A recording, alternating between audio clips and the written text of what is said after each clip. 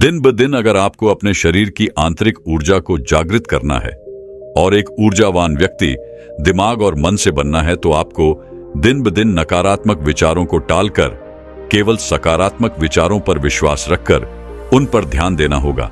ऐसा गौतम बुद्ध ने क्यों कहा था, इसके ऊपर आज की यह कहानी आधारित है। तो चलिए कहानी की शुरुआत करते हैं। दोस्तों, किसी ने पूछा था कि ध्यान की कोई सरल विधि बताइए जिससे हम सीधे ध्यान में उतर जाएं और हमें ज्यादा मेहनत भी ना करनी पड़े। लेकिन मेरा आप लोगों से एक सवाल है, आपको क्या लगता है इस दुनिया में कोई भी कार्य करने के लिए क्या हमें मेहनत करने की कोई आवश्यकता नहीं है? क्या बिना कुछ किए ही कोई भी कार्य पूरा किया जा सकता है? और आपको ऐसा क्यों लगता है कि ध्यान इतना मुश्किल कार्य है? क्या आप उसे कर ही नहीं पाते? और अगर आप सोचते हैं तो जरूर मुश्किल ही होगा। इसीलिए तो आप इसको करने के लिए, ध्यान में उतरने के लिए आसान विद्या ढूंढते रहते हैं, जिसमें आपको कुछ करना भी ना पड़े और सब कुछ स्वयं आराम से हो जाए। लेकिन ऐसा नहीं होता, कुछ तो आपको करना ही पड़ेगा। बिना कुछ करे तो कुछ नहीं होता। याद रखिएगा, जो जितना कठिन परिश्रम करता है उसे उतना ही अधिक मीठा फल भी मिलता है, और जो परिश्रम नहीं करते उन्हें उतना ही कम मिलता है। तो हम यहाँ ध्यान की बात कर रहे हैं। ध्यान को हम कैसे आसान बना सकते हैं? अगर वास्तविकता देखी जाए तो ध्यान बहुत आसान है, लेकिन ना जाने क्यों आप लोगों ने ये मान रखा है कि ध्यान करना बहुत मुश्किल है, बहुत कठिन है। और मेरी एक बात अवश्य याद रखिएगा, एक मनुष्य के भीतर जो मानने की एक शक्ति है, ये उसके पूरे जीवन को बदल कर रख सकती है। इसलिए जब भी हम कुछ मान लेते हैं तो सामने वाली चीज वैसे ही हमें दिखाई देने लगती है और घटनाएं भी उसी के अनुरूप घटने लगती हैं। इसे एक छोटी सी कहानी के माध्यम से समझते हैं। एक छोटा सा गांव था। उस गांव में एक व्यक्ति रहता था जो हमेशा खुश रहता था। उसके सामने चाहे कितनी भी बड़ी मुसीबत या कितनी भी बड़ी घटनाएं क्यों ना जाएं, वह उनका हंसकर सामना किया करता था। इसलिए वो हमेशा हर परिस्थिति में खुशियां ढूंढ ही लेता था, क्योंकि उसका यह मानना था कि जो कुछ भी उसे जीवन में मिल रहा है उसे देने वाला वह भगवान है और उससे वह बहुत प्रेम करता था। इसीलिए हमेशा हर परिस्थिति में, सुख में, दुख में वह हमेशा अच्छा ढूंढ ही लिया करता था, जिस कारण वह हर परिस्थिति में खुश रहता था, हमेशा हंसता रहता था। लेकिन उसी के पड़ोस में एक और व्यक्ति रहता था और उसका वह पड़ोसी बहुत धनवान था। उसके पास बेशुमार दौलत थी, जबकि वह व्यक्ति बहुत गरीब था। वह धनवान पड़ोसी जब भी उस गरीब व्यक्ति को देखता तो उसे अच्छा नहीं लगता था, क्योंकि वो हमेशा खुश रहता था, हमेशा हंसता रहता था, आनंदित रहता था। ये देखकर प्रधान पड़ोसी उससे बहुत जलता था। उससे उसकी खुशी बर्दाश्त नहीं होती थी। वह तो बस उसे उदास देखना चाहता था। वह चाहता था कि वह रोए, गिड़गिड़ाए, परेशान रहे, चिंतित रहे, जिससे उसके मन को शांति मिले और उसे इस तरह से देखकर वह बहुत प्रसन्न हो सके। वह यह चाहता था कि उसका वह गरीब पड़ोसी ये मान ले कि सारी खुशियां धन से ही मिलती हैं। इसलिए एक दिन पड़ोसी उस गरीब आदमी के पास पहुंचा और उसे कहने लगा, मित्र, इस रास्ते में एक औरत रहती है जो रोज सुबह टोकरी लेकर निकलती है। जब भी औरत मेरे सामने आती है तो मेरा पूरा दिन बेकार हो जाता है, मेरा पूरा दिन बर्बाद हो जाता है। वह बहुत मनहूस है, इसलिए जब भी वह तुम्हारे सामने आए तो अपनी नजर चुरा लेना, अन्यथा तुम्हारा दिन भी पूरी तरह से बर्बाद हो जाएगा और तुम दिन भर परेशान रहोगे, चिंतित रहोगे। तुम्हारे साथ कुछ ना कुछ अनहोनी घटती ही रहेगी। इतना कहकर वह धनवान पड़ोसी वहां से चला गया। लेकिन उस गरीब व्यक्ति ने उस धनवान व्यक्ति की बातों पर बिल्कुल ध्यान नहीं दिया। अगले दिन वह धनवान व्यक्ति एक बार फिर उस गरीब व्यक्ति के पास आया और एक बार फिर से उसने उस औरत के बारे में वही सारी बातें कही। ऐसा ही करीबन उसने एक सप्ताह तक किया। वह हर रोज आता और उस गरीब व्यक्ति को उस औरत के बारे में इस तरह की बातें बताता और फिर अपने काम पर निकल जाता। एक दिन वो गरीब व्यक्ति खुशी खुशी कहीं जा रहा था। तभी रास्ते में उसे वो टोकरी वाली औरत नजर आ गई और ठीक उसी समय पर उसे उस समय बात भी याद आ गई कि यह औरत मनहूस है। जो भी इसका चेहरा देख लेता है उसका पूरा दिन बर्बाद हो जाता है। उसके साथ कुछ ना कुछ अनहोनी घटती ही रहती है। वह यह सोचता हुआ आगे जा ही रहा था कि तभी अचानक उसके पैरों में एक कांटा चुभ गया। अब ऐसा नहीं है कि उसे पहली बार कांटा चुभा था। जब भी उसे कांटा चुभता तो ईश्वर का धन्यवाद करके आगे की ओर बढ़ जाता था वह हमेशा यही कहता था कि हे ईश्वर, आपका बहुत बहुत धन्यवाद, आपने मुझे बचा लिया, अन्यथा इससे कुछ बड़ा हो सकता था। लेकिन आज जब उसके पैरों में कांटा चुभा तो उसने सोचा शायद वह धनवान व्यक्ति सही कहता है। यह औरत मनहूस है, जो भी इसका मुंह देख लेता है उसका पूरा दिन बर्बाद हो जाता है। उसके साथ कुछ न कुछ अनहोनी घटने लग जाती है। अब से जब भी वह गरीब व्यक्ति कहीं जा रहा होता है तब तक वह टोकरी वाली औरत उसके सामने आ जाया करती। हालांकि वह उसके सामने पहले भी आया करती होगी, लेकिन तब उसका ध्यान उस पर नहीं जाता था। लेकिन अब उसका पूरा ध्यान केवल उसी पर था। जब भी वो उसके सामने आती तो उसे वो दुख के पल याद आने लगते, जब उसका मुख देखने के कारण उसे कुछ दुख मिला हो। और इसी तरह वो उन दुखों के छड़ों को इकट्ठा करता चला गया और उन दुखों के लिए वह हमेशा उस औरत को जिम्मेदार मानने लगा, उसे कोसने लगा। और इसी प्रकार धीरे धीरे उसके मन की जो खुशियां थीं वह क्षीण होती चली गई। वह हमेशा दुखी रहने लगा था, परेशान रहने लगा था।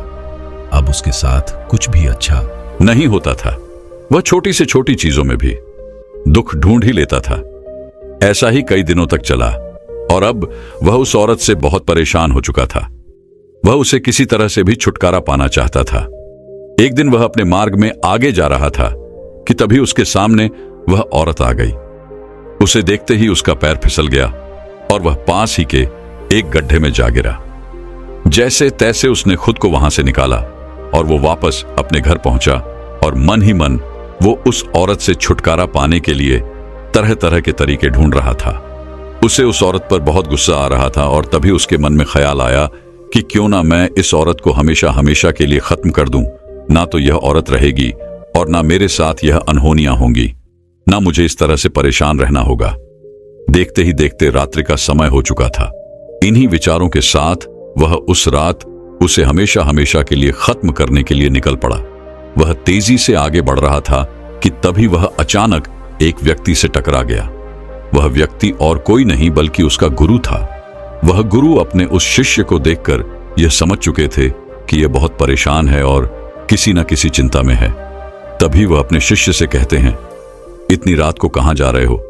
इस पर उनका शिष्य कहता है, हे गुरुवर, मैं उस टोकरी वाली औरत से बहुत परेशान हो चुका हूं और अब तो मैं उसे रास्ते से हटाकर ही दम लूंगा।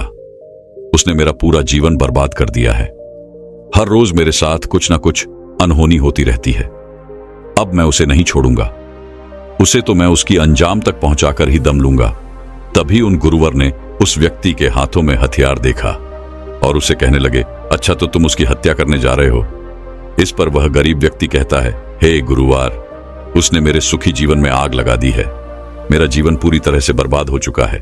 हर रोज मेरे साथ कुछ ना कुछ अनहोनी घट जाती है। मैं हर रोज केवल यही प्रयास करता हूं कि वो मुझे मार्ग में न मिले, लेकिन वो हर रोज मेरी मार्ग के बीच में आ ही जाती है। उसके कारण मेरा पूरा जीवन नर्क बन चुका है। इसी कारण मैं बहुत परेशान हो चुका हूं। इसीलिए मैंने ये तय किया है कि अब मैं उसे नहीं छोड़ूंगा। मैं तो उसे अपने मार्ग से हटाकर ही दम लूंगा। इस पर वह गुरु मुस्कुराने लगे और उस व्यक्ति से कहते हैं, इसके लिए तुम्हें उसकी हत्या करने की कोई आवश्यकता नहीं है। मैं तुम्हें एक मार्ग दिखाता हूं, तुम उस पर चलो, तुम्हारा सब कुछ फिर से अच्छा होने लगेगा। इस पर वह व्यक्ति कहता है, हे गुरु, बताइए वह कौन सा मार्ग है? मुझे क्या करना होगा? तभी वह गुरुवर कहते हैं, इसी मार्ग पर एक और औरत रहती है और मैंने उसके बारे में बहुत कुछ सुना है। मैंने यह भी सुना है कि जो कोई भी उसकी शक्ल देख लेता है उसका पूरा दिन बहुत अच्छा बीतता है, उसके साथ सब कुछ अच्छा होता है। वह बहुत भाग्यशाली है। जो भी उसके दर्शन कर लेता है उसके जीवन में आने वाले दुख आधे हो जाते हैं। इसलिए जब भी तुम इस मार्ग से निकला करो तो उस औरत के दर्शन अवश्य किया करो। तुम्हारे जीवन के सारे दुख देखते ही देखते खत्म हो जाएंगे। इतना कहकर वह गुरु अपने मार्ग में आगे की ओर बढ़ चले। उस व्यक्ति को अपने गुरु की बात पर पूरा यकीन था, इसलिए वो वापस अपने घर की ओर लौट गया। अब से जब भी वह किसी कार्य के लिए उस मार्ग से होकर गुजरता था तो वह उस औरत के दर्शन अवश्य करता था। और उसने अब यह भी मान लिया था कि उस औरत के दर्शन के कारण ही उसके जीवन में जो भयंकर दुख आने वाले थे वह कम होने लगे हैं और वह पहले से अच्छा महसूस करने लगा था। वह पहले से खुश महसूस करने लगा था, क्योंकि वह हर रोज उस औरत को देखकर वहां से निकल जाता और उसके साथ सब कुछ अच्छा हो जाता। उसे इस बात का विश्वास हो चुका था कि अब उसके साथ कुछ भी गलत नहीं होगा, उसके साथ सब कुछ अब अच्छा ही होगा। यदि उसके साथ कुछ भी गलत होता था तो वो यही सोचता था कि शायद मेरा इससे भी बड़ा अहित होने वाला था, लेकिन उस औरत के दर्शन के कारण मैं बच गया। हालांकि इसके बारे में उस औरत को कुछ नहीं पता था कि उसके दर्शन के कारण कौन सुख पा रहा है और कौन दुख पा रहा है। तो दोस्तों, हम यहां पर बात कर रहे थे मान लेने की। ध्यान में मान लेना एक बहुत बड़ी भूमिका निभाता है। अगर आप ये मान लेते हैं कि ध्यान कठिन है और इसे आप कभी नहीं कर सकते, तो आप यकीन मानिए आप इसे कभी नहीं कर पाएंगे, क्योंकि आपका विश्वास यही कहता है। आपने जो मान रखा है, आपने जो विश्वास रखा है, वह यही कहता है। और तो और कुछ लोग ऐसा भी कहते हैं कि ध्यान करने से लोग पागल हो जाते हैं। यदि आप ऐसा मानते हैं तो आपके साथ भी ऐसा ही होगा। लेकिन जरा यह सोचिए, क्या नकारात्मक विचारों से सकारात्मक चीजों को उत्पन्न किया जा सकता है? क्या नकारात्मक विचारों से सकारात्मक विचारों का निर्माण किया जा सकता है? नहीं। यदि आपको सकारात्मक होना है तो आपको सकारात्मक सोचना होगा, सकारात्मक चीजें माननी होंगी, सकारात्मक चीजों पर विश्वास करना होगा और सकारात्मक विचार ही उत्पन्न करने होंगे। इसलिए जो आप मान लेते हैं आपके साथ भी वैसा ही होता है। तो अब बात आती है कि ध्यान कैसे किया जाए। शुरुआत में तो हम केवल ध्यान करने की कोशिशें कर सकते हैं, लेकिन एक बात आपने यह भी ध्यान दी होगी, आप पूरे दिन में बहुत सारा समय यूं ही व्यर्थ गवा देते हैं। लेकिन यदि कोई आपसे यह कहे कि केवल 5 मिनट दिन में, केवल 5 मिनट आप अपने ध्यान को दीजिए, तो आप यह नहीं कर पाएंगे। हालांकि आप अपना अधिकांश समय यूं ही व्यर्थ गवा देते हैं, लेकिन वो 5 मिनट आप ध्यान करने में नहीं दे सकते। आपसे कोई कहे कि 5 मिनट बैठकर शांति से केवल अपनी सांसों पर ध्यान दीजिए, तो यह आप नहीं कर पाएंगे।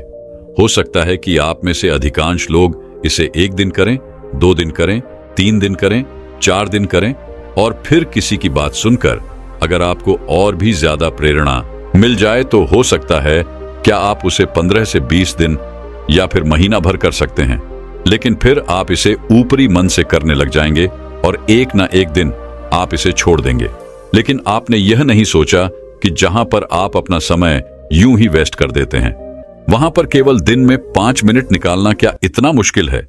जरा सोचिए, क्या इससे सरल और इससे आसान कुछ हो सकता है?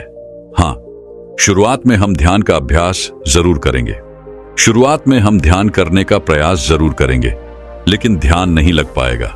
इससे आप परेशान होने लगेंगे, चिंतित होने लगेंगे और तरह तरह की अलग मार्गों को ढूंढने लग जाएंगे, जो इससे भी सीधा हो, सरल हो, आसान हो, जिसमें आपको कुछ करना भी ना पड़े और आप आसानी से ध्यान में उतर जाएं।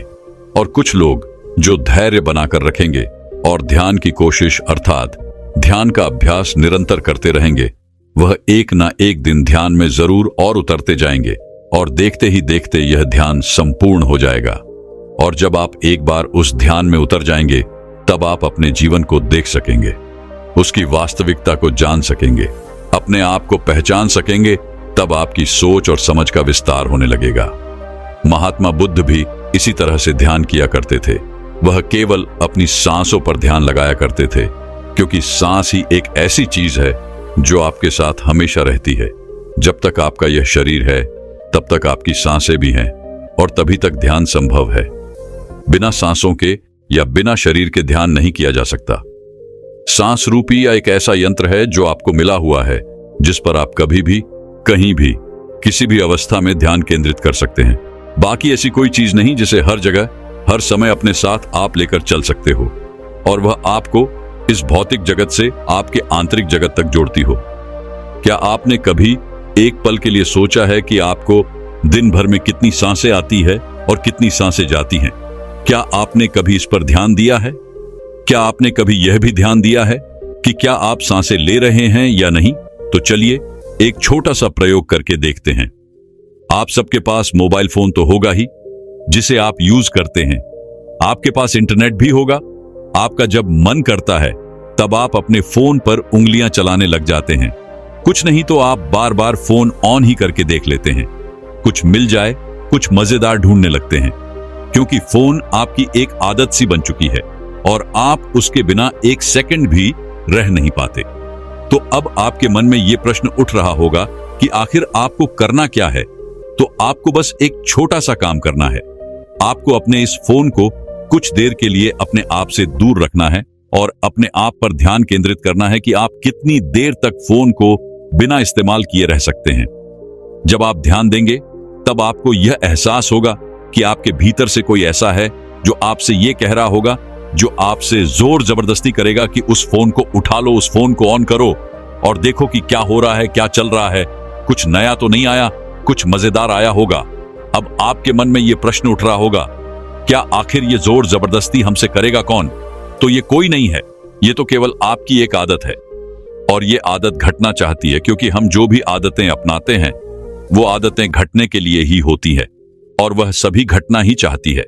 वह आपके द्वारा बाहर की ओर कार्य करना चाहती है। और अगर यह एक आदत है जो आप पर हावी हो रही है तो आंखें बंद करना और ध्यान देना कि आप में यह आदत कहां से आई है और आपके भीतर यह कहां समाई हुई है। क्या आप इसे जान सकते हो? क्या आप इसे पहचान सकते हो? क्या आप इस पर नियंत्रण पा सकते हो? अगर हां तो कैसे? और यह केवल एक आदत नहीं है, ऐसी कई सारी आदतें हमारे भीतर यूं ही छुपी हुई है जो हमारे द्वारा बाहर के कार्य करना चाहती है, अर्थात घटना चाहती है। और इन्हीं आदतों के कारण हमारा निर्माण होता है। यही आदतें हमारा निर्माण कर रही हैं और वो भी बिना हमारी अनुमति के। क्या आपने इस बारे में कभी सोचा था? ऐसे ही जीवन की छोटी छोटी बातों में आप ध्यान को केंद्रित कर सकते हैं, उसमें अपने आप को ढूंढ सकते हैं, समझ सकते हैं, पहचान सकते हैं, उनकी वास्तविकता और सत्यता को देख सकते हैं। हो सकता है यह प्रयोग आप में से कई लोगों को समझ में आया हो और ना भी समझ में आया हो। यदि आपको समझ में आया तो आप मुझे कमेंट में जरूर बताइएगा, और यदि आपको यह प्रयोग नहीं समझ में आया तो भी आप मुझे कमेंट में बता सकते हैं। कर्तव्यनिष्ठ इंसान बनने के लिए केवल एक ही विचार को बार बार सोचकर कैसे सफलता प्राप्त की जा सकती है, इसी विषय पर हम अगली कहानी आपको सुनाएंगे। तो चलिए कहानी की शुरुआत करते हैं। दोस्तों, पूरे राजमहल में पायल की झंकार गूंज रही थी।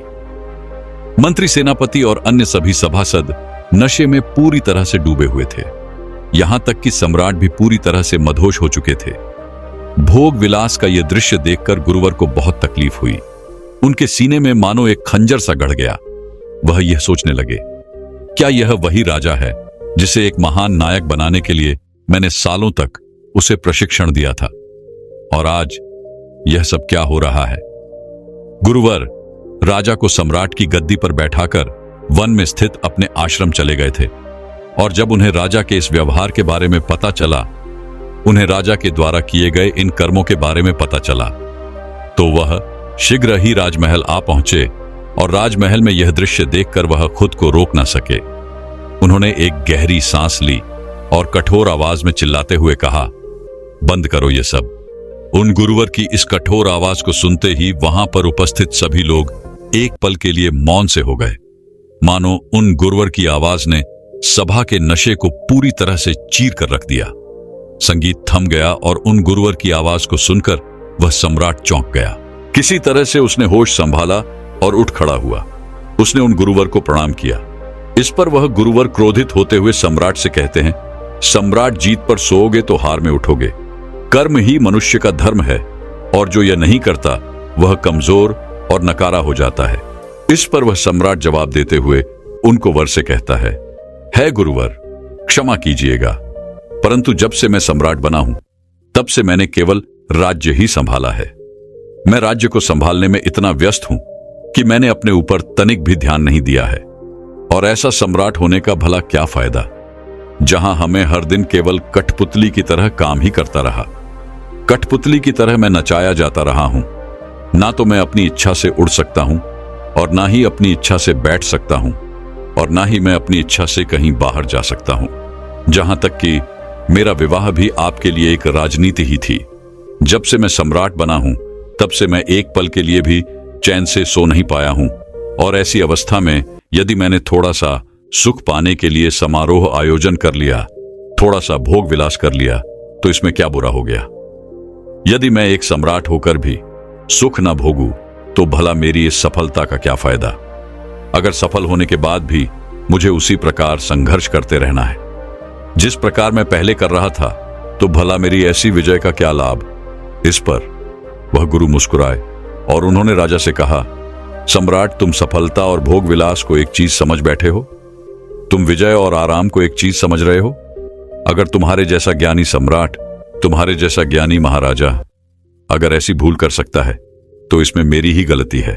अगर तुम जैसे सम्राट को इतना गंभीर भ्रम हो सकता है तो इसे मुझे विस्तार में तुम्हें समझाना ही चाहिए।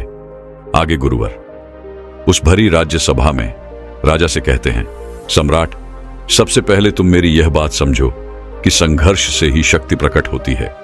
यदि विषय सरल बना दिया जाए तो कोई भी विद्यार्थी उसमें अपना मस्तिष्क नहीं खपाएगा, अर्थात वह अपना दिमाग कभी नहीं लगाएगा और उसका दिमाग कभी तीव्रता से काम करना सीख ही नहीं पाएगा। और यदि कभी आपत्ति ना आए तो सिपाही भी साहस नहीं जगा सकेगा। ठीक उसी प्रकार अगर जीवन में संघर्ष ना हो तो हम मनुष्य के भीतर की वह आंतरिक शक्ति कभी नहीं जागती। इसीलिए सफलता का असली मतलब होता है संघर्ष करते रहना, चुनौतियों को स्वीकार करना और संघर्ष करके खुद को और बेहतर बनाते जाना, शक्तिशाली होते जाना। इसीलिए संघर्ष का मतलब दुख नहीं बल्कि आत्मा की प्रगति होती है। उन गुरुवर के यह शब्द सम्राट के हृदय को भेद रहे थे। सम्राट ने उन गुरुवर की सारी बातें ध्यानपूर्वक सुनी और राज्यसभा में मानो एक सन्नाटा छा गया। तभी वह सम्राट दोनों हाथ जोड़कर उन गुरुवर से कहता है गुरुवर, मुझे क्षमा करें, परंतु मैं यह जानना चाहता हूं, यदि मैं भोग विलास ना करूं, यदि मैं समारोह का आयोजन ना करूं, तो मेरे इस मन को सुख कैसे मिलेगा। मेरा यह मन भला कैसे शांत हो पाएगा, मेरे मन को चैन कैसे मिलेगा। इस पर गुरुवर उस सम्राट के इस बात का जवाब देते हुए कहते हैं, है राजन, अगर तुम्हारी प्रजा भूखी है तो क्या तुम कभी चैन की नींद सो सकोगे। अगर यह बात जानते हुए भी तुम चैन की नींद सो जाते हो तो तुम सम्राट कहलाने के लायक नहीं हो। और यदि तुम एक सच्चे सम्राट हो तो यह बात तुम्हें कभी सोने नहीं देगी। यह बात तुम्हारे मन को कचोड़ती रहेगी और तुम्हारे मन को कभी चैन नहीं मिलेगा। फिर चाहे तुम कितना भी भोग विलास क्यों न कर लो, फिर चाहे तुम कितना भी ऐशो आराम का जीवन क्यों न जी लो, फिर चाहे तुम कितने भी समारोह का आयोजन क्यों ना कर लो, लेकिन यह संगीत का नाच गाना तुम्हें कभी चैन से नहीं रहने देगा। इसलिए है राजन, पूरी निष्ठा से कर्तव्य का पालन करो, क्योंकि एक राजा के लिए उसकी प्रजा ही सब कुछ होती है। अपने प्रजा की सेवा में जुट जाओ। अपना कर्तव्य पूरा करने के लिए दिन रात संघर्ष करो। संघर्ष से ही तुम्हारी आत्मा की शक्ति जागृत होगी। आत्मा की शक्ति से ही तुम मन को साथ पाओगे, मन को नियंत्रित कर पाओगे। और एक बार यदि तुम मन पर नियंत्रण साथ लोगे तो तुम गहरे आनंद का अनुभव कर पाओगे, जो इस तुच्छ शारीरिक सुख से कहीं ज्यादा अधिक गहरा है। और केवल तभी तुम्हें यह भी नजर आने लगेगा कि जिस संघर्ष को तुम कष्ट समझ रहे थे वह तो उन्नति की सीढ़ियां हैं, जिसे चढ़कर ही तुम उन्नति पा सकते हो। और यही सीढ़ियां चढ़कर तुम अपनी आत्मा को और प्रबल भी बना सकते हो। इसलिए है राजन, सफलता का असली मतलब सुख नहीं बल्कि कर्तव्य पालन और निष्ठा है। गुरुवर की यह सारी बातें सुनकर सम्राट के आंखों से पर्दा हट चुका था। वह उन गुरुवर की हर एक बात को अच्छी तरह से समझ चुका था। सम्राट पहले से ही बहुत ज्ञानी था, बस वह रास्ता भटक चुका था। उसके बाद से सम्राट ने अपना पूरा जीवन केवल अपनी प्रजा की देखरेख में लगा दिया। उसने पूरी निष्ठा से राज्य प्रशासन किया और देखते ही देखते उसकी प्रजा भी उससे अत्यधिक पसंद करने लग गई थी। लेकिन सम्राट के जीवन काल में एक ऐसा समय भी आया जब पूरे राज्य में भीषण अकाल पड़ा था। और इसी अकाल के दौरान सम्राट ने अंतिम 40 दिनों में अन्न का एक दाना भी नहीं खाया था, क्योंकि राजा की प्रजा के पास अन्न नहीं था। ऐसे में राजा भला भोजन कैसे ग्रहण कर सकता है। और 40 दिनों की लगातार अथक प्रयासों के बाद, मुश्किलों और संघर्षों के बाद सम्राट ने प्राण त्याग दिए। दोस्तों, यह कहानी बहुत छोटी सी है लेकिन हमें बहुत कुछ सिखाती है। आपने देखा होगा कि आजकल हम तरह तरह की संगीत सुनते हैं, मूवीज देखते हैं, तो हमें लगता है कि सफलता का असली अर्थ यही है, पैसा कमाओ और फिर जिंदगी में आराम करो, महंगी महंगी गाड़ियों में बैठो, महंगी कपड़े पहनो। लेकिन आप ये नहीं समझ पा रहे कि इससे आपको कितना नुकसान हो रहा है, क्योंकि यदि आप सफलता को आराम मान बैठे हो तो आपको कभी मेहनत करने का मन ही नहीं होगा, क्योंकि सफलता तो केवल नाम के लिए है, किंतु आप अपने मन के भीतर से तो केवल आराम ही आराम चाहते हैं। और देखते ही देखते हमारा अंतर्मन इस आराम के लक्ष्य को अपना भी लेता है। और यही कारण है कि हम में से अधिकांश से लोगों का काम में मन नहीं लग पाता, क्योंकि हम भीतर ही मन से आराम चाहते हैं, उस काम से छुटकारा चाहते हैं। और ऐसी अवस्था में यदि आपने सफलता पा भी ली तो उस सफलता में भला क्या अंतर आ जाएगा। इंसान की यात्रा मूलाधार से चेतना या शरीर से प्रकाश की है। इसलिए कभी संघर्ष से भागे मत, क्योंकि आत्मा को ऊपर उठाने के लिए, उसे मजबूत बनाने के लिए लगातार संघर्ष करते रहना चाहिए, ताकि आप अपने भीतर बैठे हुए उस डर, उस कमजोरी से लड़ सके, उसे हरा सके और उसे अपने भीतर से निकाल सके। इसलिए मुसीबत उसे डरिए मत, बल्कि उनका सामना कीजिए, उनसे संघर्ष कीजिए और खुद को मजबूत बनाइए, खुद को और ऊपर उठाइए। और इसके लिए आपको किसी युद्ध में जाने की कोई आवश्यकता नहीं है। बस अपने कर्तव्य काल का निष्ठा और ईमानदारी के साथ पालन करो। लेकिन अब आपके मन में यह सवाल उठ रहा होगा, हम क्या कर सकते हैं, हमारा तो मन ही नहीं लगता। तो इसका बड़ा ही सीधा सा जवाब है। इसके लिए आपको सबसे पहले एक लक्ष्य निर्धारित करना होगा। मान लीजिए कि आप 3 साल में क्या पाना चाहते हैं, उसे एक पेपर पर लिख दीजिए।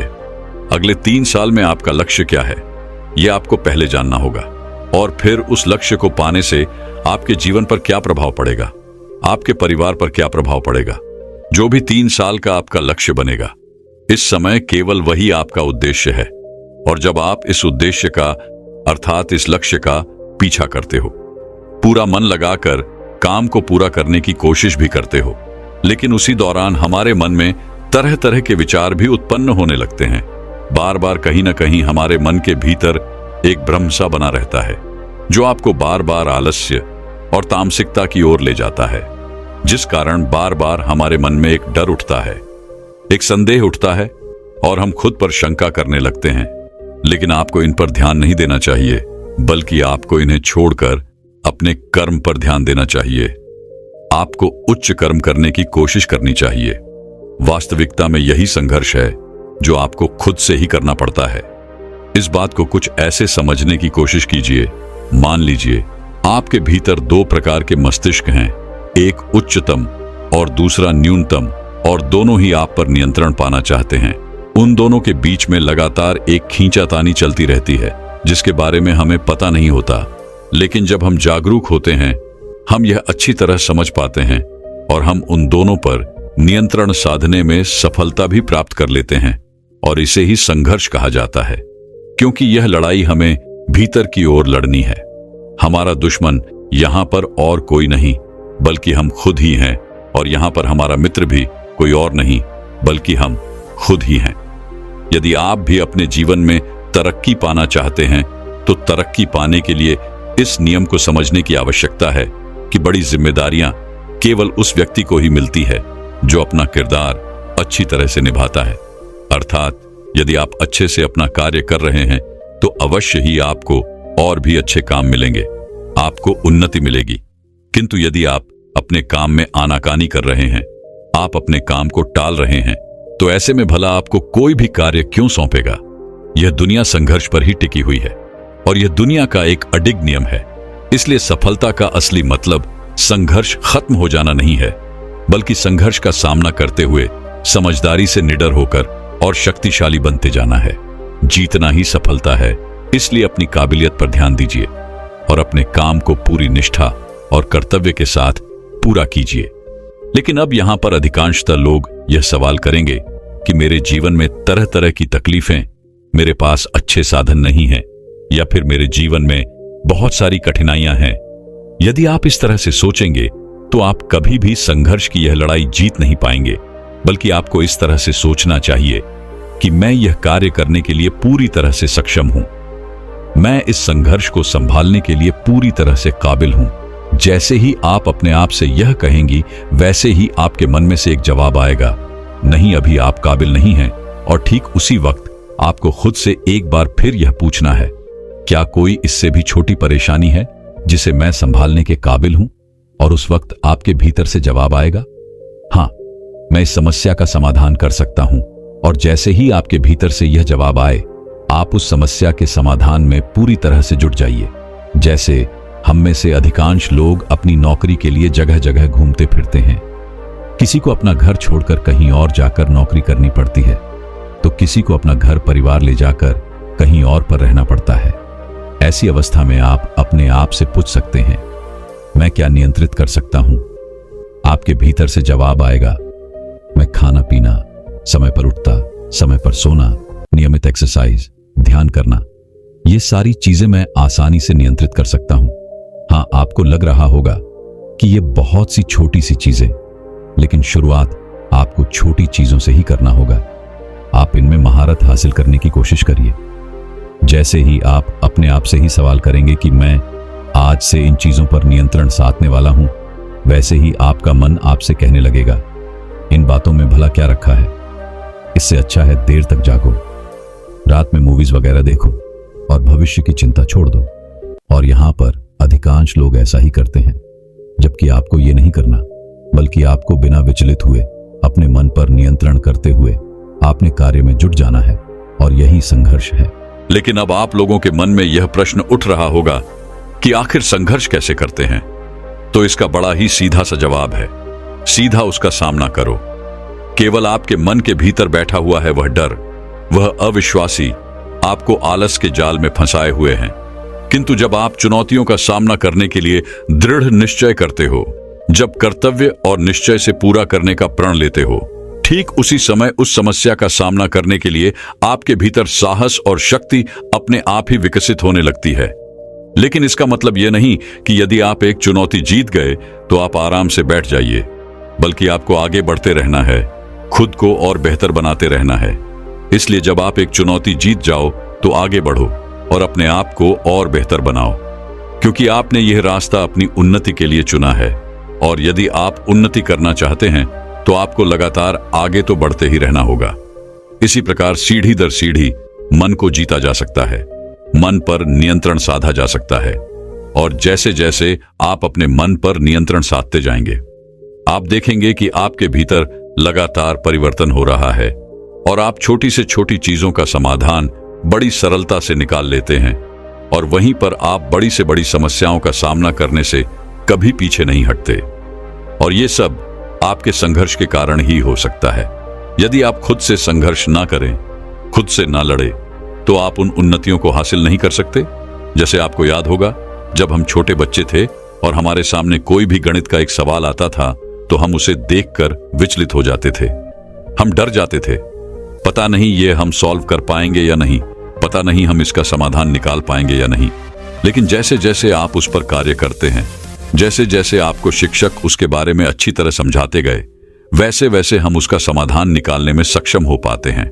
और ऐसा इसलिए होता है क्योंकि हमारे पास वहां पर उसके अलावा दूसरा और कोई रास्ता नहीं था। और जब आप इसी सोच के साथ आगे बढ़ते हैं तो आप हर समस्या का समाधान निकाल सकते हैं। लेकिन आजकल के समय में हमारे पास एक के अलावा और भी कई सारे विकल्प होते हैं, और इसी कारण हम अपने लक्ष्य तक कभी पहुंच नहीं पाते। क्योंकि जैसे ही हम अलग अलग विकल्प चुनते हैं, हमारा मन तुरंत हमसे ये कहता है, अरे ये नहीं हुआ तो क्या हुआ, हम वो वाला कर लेंगे, यदि वो ना हुआ तो हम वो वाला कर लेंगे। लेकिन इसी के चक्कर में आप पूरी तरह से फंस कर रह जाते हैं। ना तो आप अपना पहला लक्ष्य पूरा कर पाते हैं, और ना ही दूसरा, और ना ही तीसरा, और यह कड़ी इसी प्रकार चलती रहती है।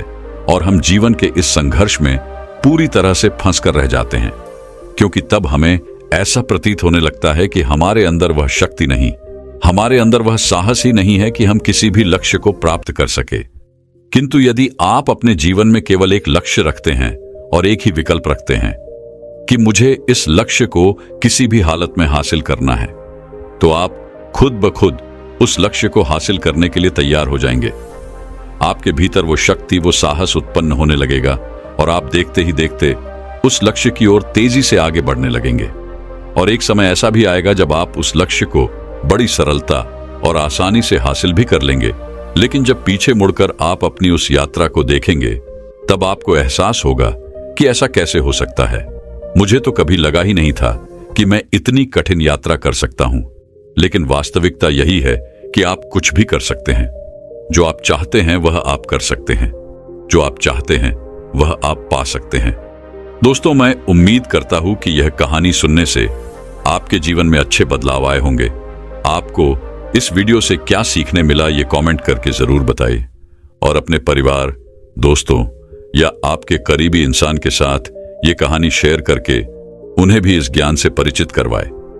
बाकी अगर आपको ये वीडियो दिल से अच्छी लगी हो तभी इस वीडियो को लाइक कर देना, और आपने अब तक इस चैनल को सब्सक्राइब न किया हो तो चैनल को सब्सक्राइब भी जरूर कर देना। आपका हर दिन शुभ हो और खुशियों से आपका जीवन भरा रहे। धन्यवाद। नमो बुद्धाय।